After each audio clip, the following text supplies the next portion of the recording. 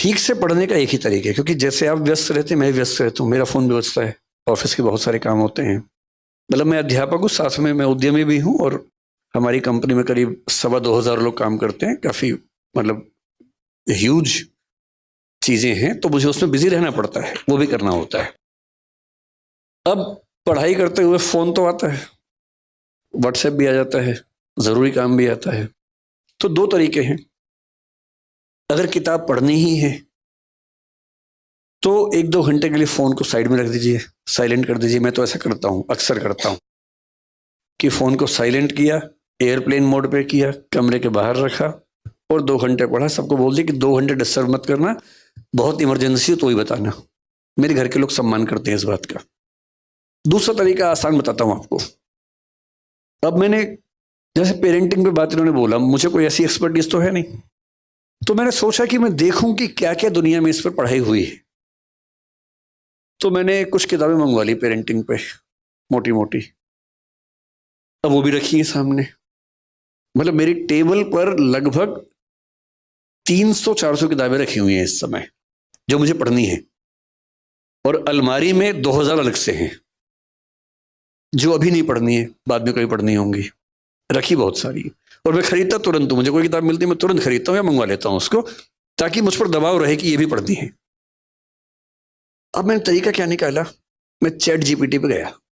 अब chat GPT के जमाने में सारी मेहनत मैं ही करूंगा, तो फिर मैं स्मार्ट कैसे हुआ। मैंने उससे पहला सवाल पूछा। मैं चैट जीपीटी का पेड वर्जन यूज करता हूं, वो थोड़ा ज्यादा स्मार्ट है, 4 अब 5 आने वाला है। मैंने उससे कहा भाई पेरेंटिंग के बारे में दुनिया की सबसे अच्छी 10 किताबें बताओ कौन सी हैं। उसने 10 किताबों की लिस्ट दे दी। फिर मुझे क्या करना, मैंने कहा इन 10 के 10 का एसेंस बताओ, क्रक्स बताओ।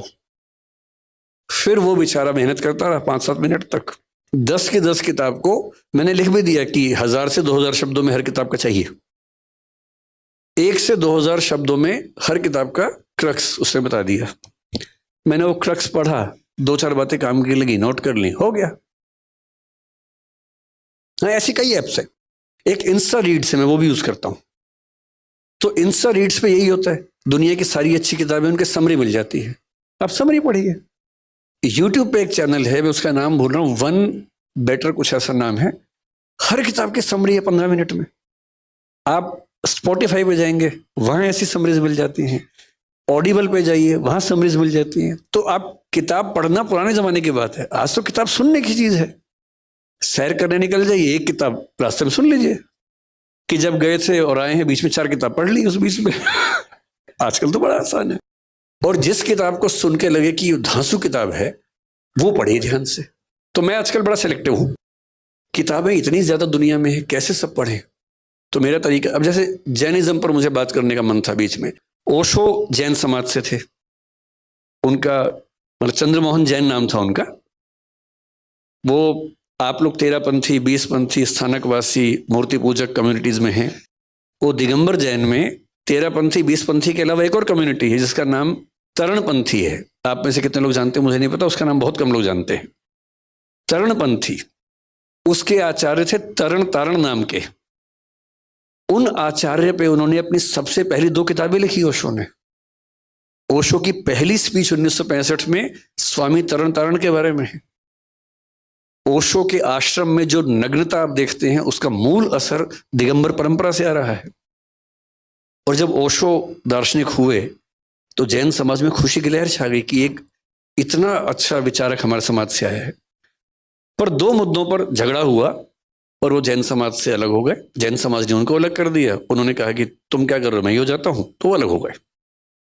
लेकिन बहुत इंटरेस्टिंग बात है कि उन्होंने जैनिज्म पर 4 इतनी मोटी मोटी बुक्स लिखी हैं। मैंने वो भी मंगवा ली हैं, वो भी रखी है मेरे सामने।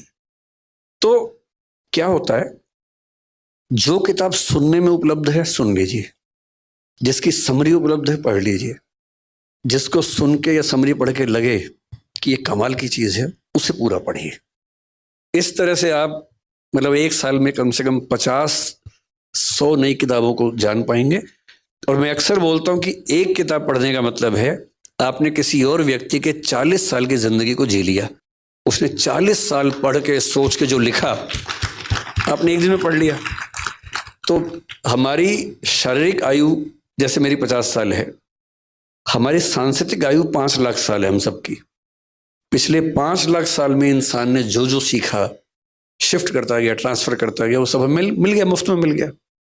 और जिसने हर साल 100 किताब पढ़ ली है, सुन ली, 40 मान ली एक को, तो हर साल 4000 साल का हो रहा है वो आदमी, विजडम में, समझदारी में। तो किताब सुनिए, पढ़िए, समरी पढ़िए। विकास सर, आपने सबसे पहले कहा कि हमको बच्चों में खुशी ढूंढनी चाहिए जी, हर चीज के अंदर में खुशी होनी चाहिए। आज का बच्चा अपने दुखों से दुखी नहीं है, पड़ोसी के सुखों से दुखी है। कंपटीशन में मेरे पास मारुति है, तकलीफ नहीं है, उसके पास में ओडी है, तो वो अपनी मारुति छोटी लगती है। अपने पास साधारण पेन है, उसके पास बहुत ब्रांडेड पेन है, तो उसको खुशी कैसे दी जाए, कहाँ उसको सेटिस्फाई किया जाए कि वो अपने दुख, कोई दुख नहीं है, अपना दुख नहीं है, लेकिन दूसरों का जो ज़्यादा सुख है वो उसके दुखों का कारण बन रहा है, इसलिए वो खुश नहीं है।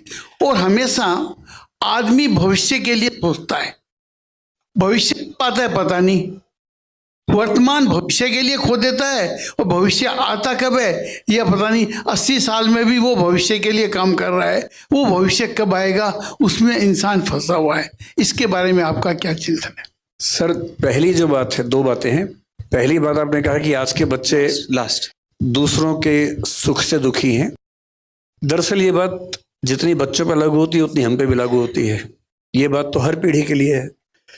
तो ऐसा नहीं कि बच्चे ही दूसरों के सुखों से दुखी हैं, हम लोग भी होते हैं। पर बच्चे गहराई में समझ नहीं पाते क्योंकि वो छोटे हैं, उनका भी विचार करने का कौशल उतना नहीं है। 30-35 की उम्र के बाद धीरे धीरे हम समझने लगते हैं कि जो है उसमें खुश होना सीखो, हर चीज नहीं मिल सकती है। तो मेरे ख्याल से बच्चों को समय दीजिए, समय आएगा तो वो इन बातों को समझेंगे कि हर चीज जीवन में नहीं मिलती है। और इसका तरीका जो अच्छा होता है वो ये, आपके समाज में उतनी दिक्कत नहीं होगी क्योंकि धन की उतनी दिक्कत नहीं है, लेकिन जिन परिवारों में होती है उनका तरीका ये होता है कि मान लीजिए आपका बच्चा कहे कि मुझे एप्पल का फोन चाहिए, और फादर की इनकम बेचारे की महीने की 50,000, 60,000, 70,000 रुपए है, एप्पल का फोन कैसे दे? तो 2-3 तरीके हैं। पहला ये कि डांट के भगा दे उसको, दूसरा ये कि पैसा उधार लेके एप्पल का फोन दे। दोनों तरीके गलत हैं। तीसरा तरीका ये कि उसको बिठाए साथ में और बोले कि देख बेटा, ये है मेरी सैलरी 70,000 रुपए, ठीक, ये आया पैसा, इसमें टैक्स लग गया 7,000 रुपए, 63,000 रुपए हैं, बैंक का लोन है 11,000 रुपए, अब बचे 54,000 रुपए, 52,000 रुपए, घर का खर्चा ये है, तुम्हारे स्कूल की फीस ये है, तुम्हारी बहन के स्कूल की फीस ये है, कपड़ों का खर्चा इतना है, बिजली का इतना है, पानी का इतना है, इतना बचा है, इतना पैसा खर्च करता हूं म्यूचुअल फंड में या शेयर्स में, ताकि जब तुम बड़े हो और तुम्हें अपनी फैक्ट्री लगानी हो तो उसके पैसे इकट्ठे हो सके। अब तुम ये बताओ कि इनमें से कौन सा खर्चा काट के तुम्हें एप्पल का फोन दिलवाऊं?